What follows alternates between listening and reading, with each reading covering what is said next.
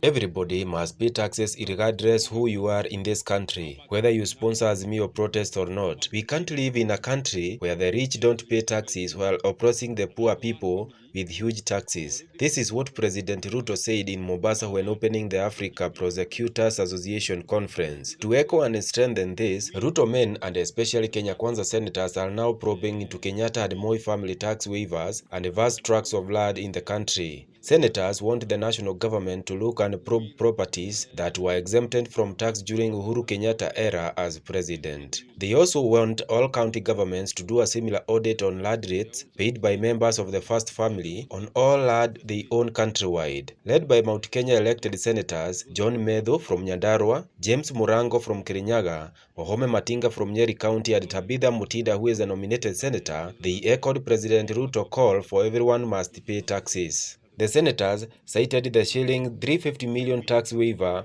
enjoyed by NCBA and NIC banks. Former Treasury Cabinet Henry Rotich had in 2019 exempted the transfer of CBA shares into NIC Bank from paying stamp duty of 1% of worth of their quoted stocks being transferred. The Kenyattas hold a stake in CBA, while the Philip Degwa family, which founded NIC Bank, has an interest in the listed ladder. On the same day, Dr. Ruto suggested that the former president was behind Azimio leader Raila Odinga's recent rallies, including Sunday's rally in Jakarta, where the opposition stalwart claimed former Independent Electoral and Boundaries Commission IEBC chairperson Wafula Chebukati visited his current home just before the elections. However, President Ruto insisted that Mr. Odinga's recent rallies were triggered by his crackdown on tax evasion. We cannot continue to operate in a space where those in power exempt themselves from paying taxes. Their day is up. Every citizen must pay tax. Even if they sponsor demos so they don't pay tax, they will pay, he said. I am not talking about additional taxes, I'm talking about taxes that have been signed into law, he added. This briefing, we are here as members of the Senate. We would have had our colleagues from the National Assembly, but unfortunately they are in Mombasa. Then we have our colleagues from the county assemblies. Several county assemblies are represented here. And we want to address a very specific and matter that has been ongoing in the country for the last about 2-3 weeks. And we have found it important that we address that matter, because to the levels that it is escalating, it is a threat to our national security. It is a threat to the peace that has been there. We want to thank the people of Kenya, because during and after the elections, they have been generally very, very peaceful. They conducted the elections and went home. That was our rallying call as members of the UD and Kenya Kwanza fraternity.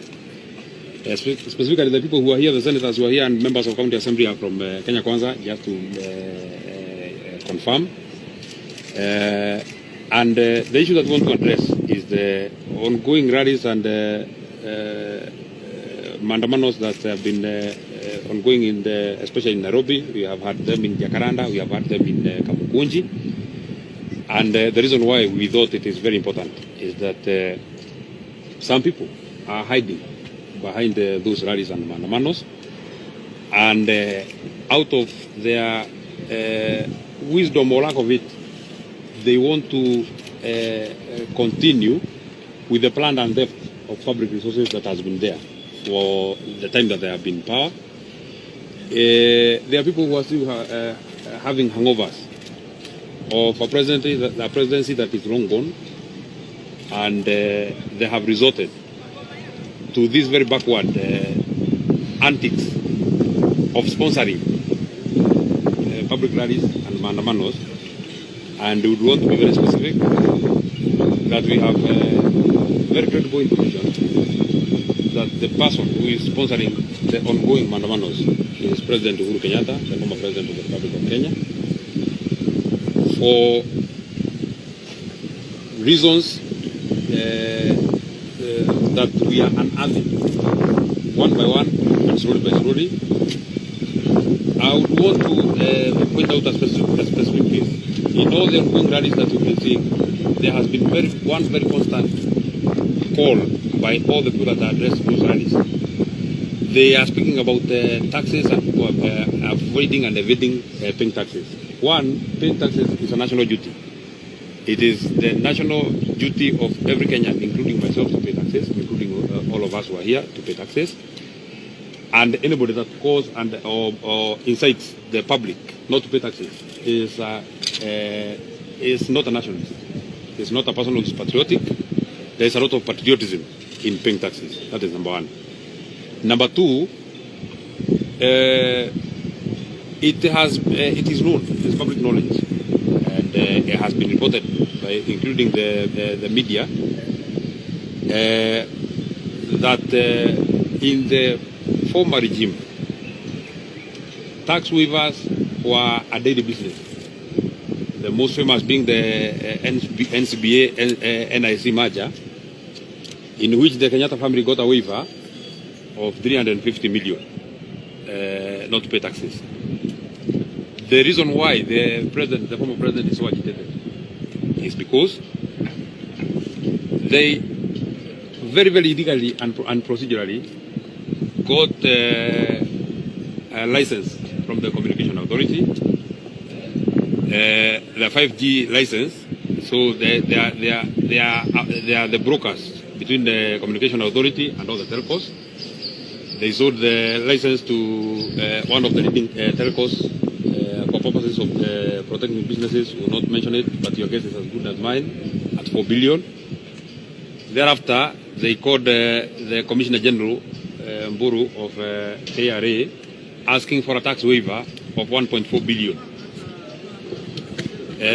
Fortunately for the country, unfortunately for them, it is just around the same time that the president appointed a new chairman, who has now become a patriotic whistleblower, who brought to their attention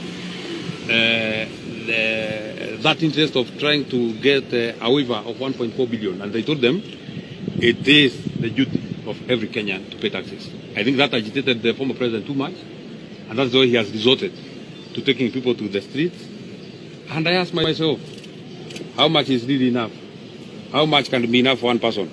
How much can be enough for one individual? How much can be enough for one family? It was reported by the media that one family already controls over a third of the GDP of the whole country. So in the foregoing, we, as the senators, will, and my colleagues who address on that matter, will ask that the people of Kenya, please do not be used by anybody for their own selfish interest or for their own selfish gains, that they want to take you to the streets to go and disturb peace because they have been told to pay tax. Everybody should pay tax. All of us shall pay tax. There's no way we can be able to come out of the hole that the president has, the former president left us, if you are not patriotic. That is number one. Number two, we shall, because we have been tasked with the duty of oversight as parliamentarians, we shall also ask from Kenya Revenue Authority of all the tax waivers that the Kenyatta family as a family have enjoyed from the government for 100 years. Because if they're asking for a 1.4 billion tax waiver in a new regime, how much more would they have asked in the time that they were in power? And also, finally,